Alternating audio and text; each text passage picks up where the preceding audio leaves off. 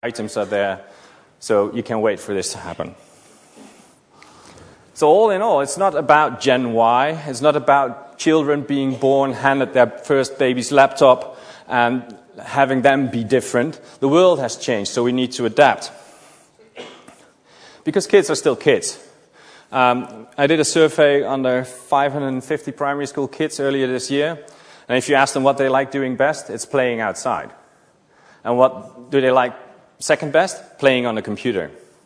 It's their fifth activity, because their parents have usually rules around computer use. Like when I grew up, there were rules around TV watching, and the parents these days don't care about that anymore, it seems, from the survey. But there's rules around computer use, but it's their second best activity. That's how they rate it. So they like to play in whichever context that is. So the real change needs to be us. These kids are already adapting, and we need to speed up our adaptation process.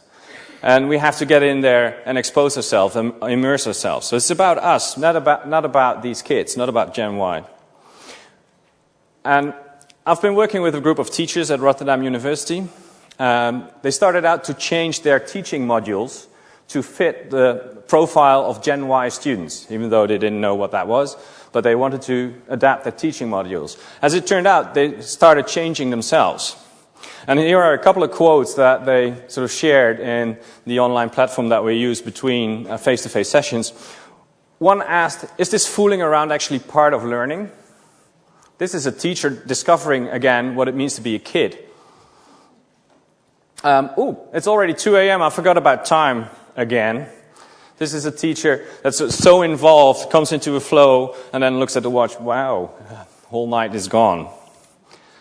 Others were getting a kick out of stepping out of their comfort zone, going into situations where it wasn't predictable, where they weren't the king of the classroom, but they went out and they were surprised by the results, or were amazed by what happened when they let go of all their assumptions and rules and started experimenting freely to see what worked and what didn't and what they could use. Others had rediscovered the fun in learning, and there was a session on the program where the title was how do we cater to the needs of the Gen Y student or something? How do we engage them? And so I thought that sort of implies that we knew how to do that 20 years ago. We didn't. Students are bored, kids are bored at school, but we were too. We were bored out of our skulls. But the only thing that changed is that we didn't dare say to the teacher that we thought he was boring, and the kids now do. That's the only difference, but we were bored as well. So, and finding out that you can actually enjoy learning, I once met a teacher who said, learning has to hurt. That's bullshit. It really is. Learning may be hard, but it has to be fun, because if it hurts, the only thing you learn is to stop learning, because you avoid hurt. They also said, I'm very glad that we're in this together. Which figures if you're on a glacier, but this is an important aspect because this is being connected to others again. You're not the only one going through this change, and the only way you can do it is being in it together. And then after a while you discover that you've become part of Gen Y yourself, and it sort of falls into place how you can apply the different things that you discovered in how you teach the kids.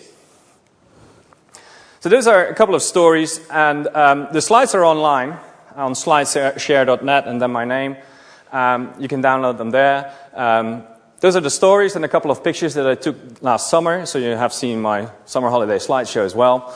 And I'll leave you with the advice, just jump in, immerse yourself, and become part of Gen Y, because it's not about Gen Y. We're in it all together, and we have to adapt to the changes that we created ourselves. We created these infrastructures, not the kids. We did, so we have to live with the consequences as well. Thank you for your time.